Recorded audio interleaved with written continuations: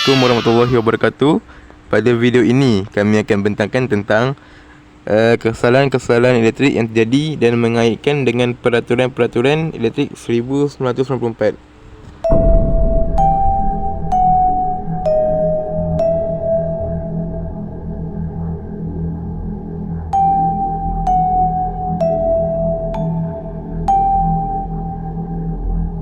Okey, di sini terdapat raja satu yang menunjukkan kerosakan yang serius pada CCTV sehingga membuatkan CCTV itu hangus. Perkara ini membahayakan pada para pengguna dan boleh menyebabkan kecederaan serius berlaku. Perkara ini boleh dikaitkan dengan peraturan elektrik bahagian 2, peraturan 16 sub peraturan A dan B. Di mana Swiss fuse pemutus lita atau pengasih rakai hendaklah dibina dan disusun dengan apa-apa cara supaya ia tidak boleh dengan tidak sengaja tersentuh mana-mana bahagian hidup konduktor apabila ditinggalkan dalam keadaan off. Ia juga boleh dibina dengan apa-apa cara supaya tidak terdapat arus apabila digunakan untuk memutuskan lita berbeban. Okey, kita akan pergi pada slide yang seterusnya. Di sini menunjukkan terdapat kesalahan tidak menggunakan aksesori pendawaian. Kesalahan yang dilakukan ialah dia menggantikan aksesori pendawaian dengan tip. Perkara ini boleh mendatangkan risiko kerana penggunaan tip tidak efisien berbanding aksesori pendawaian. Kesalahan ini juga boleh dikaitkan dengan peraturan elektrik bahagian 2, peraturan 15 sub peraturan 1, di mana radas konduktor atau aksesori bagi maksud penyambungan kepada sesuatu perpasangan hendaklah dalam saiz, kuasa dan bilangan yang mencukupi bagi mendapati maksud yang dicadangkan dan hendaklah dibina, dipasang, disusun, dilindungi, dikerjakan dan diselenggarakan sedemikian rupa bagi mencegah bahaya. Okay, kita akan masuk ke slide yang ketiga. Slide yang ketiga menunjukkan kesalahan tamatan pada pendawaian.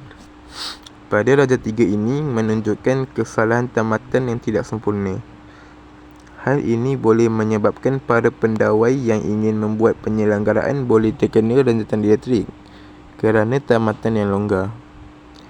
Kesalahan ini boleh dikaitkan dengan peraturan elektrik bahagian 2, peraturan 23 sub peraturan 1, di mana cantuman sambungan penamatan elektrik hendaklah dibina dan dibuat bagi memenuhi maksudnya berkenaan dengan kekonduksian, penebatan, kekuatan mekanikal dan pelindungan mekaniknya. Okey, mari kita lanjut ke slide yang seterusnya. Slide yang seterusnya menunjukkan kerosakan pada soket. Antara sebab soket boleh terbakar adalah berlakunya litar pintas. Okey, litar pintas ini boleh terjadi apabila penggunaan extension yang banyak sehingga boleh terjadinya kebakaran pada soket. Kesalahan ini merujuk kepada peraturan elektrik bahagian 2, peraturan 13 sub peraturan 1. Apabila setiap pendawaian atau pendawaian semula sesuatu perpasangan atau tambahan pada perpasangan yang sedia ada, perpasangan itu hendaklah diuji oleh pendawai yang sekatan fasa tunggal atau 3 fasa yang diberi kuasa untuk menguji mana-mana perpasangan dan yang hendaklah mengesahkan perakuan ujian bagi perpasangan itu. Okey, kita akan masuk ke slide yang terakhir. Slide yang terakhir ini menunjukkan kerosakan sesama. Gambar raja ini menunjukkan berlakunya kebakaran pada alat perlindungan. Kebakaran ini berlaku kerana tidak pernah membuat penyelenggaraan atau andai-andai bersarang.